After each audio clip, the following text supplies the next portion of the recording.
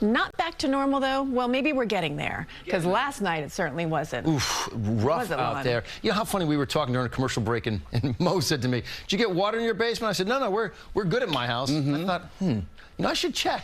I made the phone call to Sharon.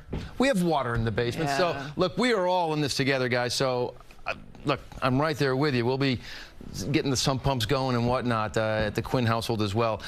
It's going to improve as you push ahead. I mean, it's already improving outside. We're not adding to the rainfall numbers. The rain has pretty much stopped for the most part. Picture currently shows you.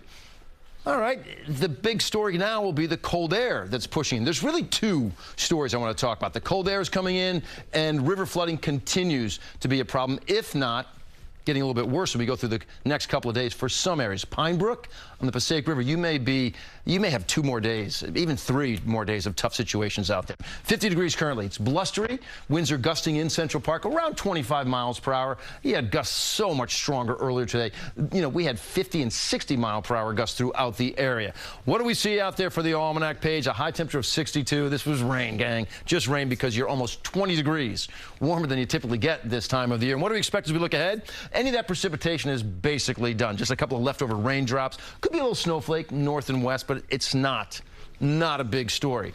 Residual river flooding is still an issue. Like I said, there are some rivers that haven't even reached their peak yet. Because remember, a river is catching water from tributaries. The more tributaries that flow into that river from farther away, I mean, think about that. Those rivers have yet to reach those tributaries have yet to reach the river yet. So give that some time. 2-3 days could still be problematic out there. The breezes are bringing in much colder air as you get into the overnight hours, and thankfully it's quieter for the rest of this work week. But it is cold out there.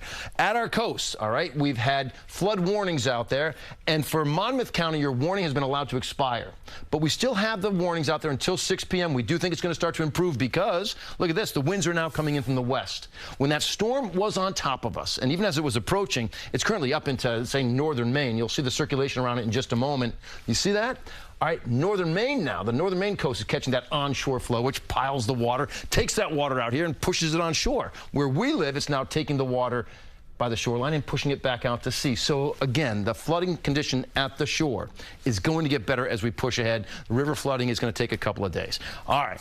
As far as precipitation, this was your washout day. Monday, no good. Tuesday, it's a slight 20% chance. It's a little slight little snowflake maybe north of the area. Look at this. Don't blink. That's what we're talking about. There's Pike, Sullivan County, maybe a couple of snowflakes out there. Otherwise, a sun and cloud mix. That's Tuesday, 4 p.m. More clearing for just about everybody out there, but it is going to be colder. So let's talk about this 7-day forecast. You're 42 degrees for your day on Tuesday. 44 on Wednesday. In terms of a precipitation maker, be it a rain or snow maker out there, nope, not for the next 7 days. There's lots of important days here to talk about. You're 46 on Thursday. That will officially begin the winter season at 10:27 at night. Friday and Saturday, temperatures are in the lower 40s with a nice sunny sky overhead. Sunday is your Christmas Eve. It's 48 degrees. A few more clouds, but no problems. And Monday, Christmas Day, it's 49 degrees.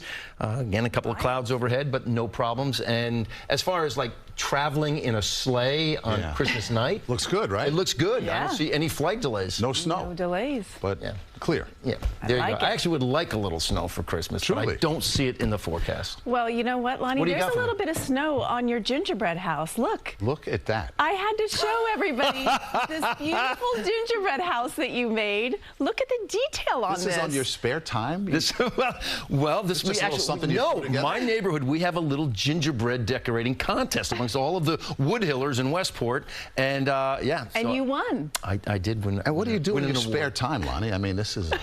I learned how to make icicles with icing, Mo. That's a hard thing to learn. No, we did not see this hidden superpower. Just the color palette, you know, the patterns. Well, I got lucky. Symmetry. Look at the candy canes, right? I had some nice lifesavers to work with. Yeah. Yes, I can M&Ms. see. But you know, so anyways, we ended up going to a Christmas party yesterday, and we were walking out the door, and I said, "Ooh, Sharon, I'm gonna bring the gingerbread house to KJ's house." She says, "We're getting ready to throw that away. It's old. It's done now." No, it's gonna be a big hit. I think He recycled it. Right.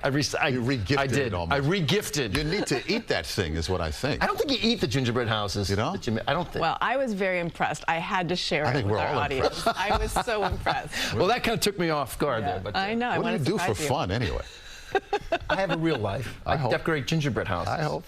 Good stuff. Thank you. Lonnie. Who knew?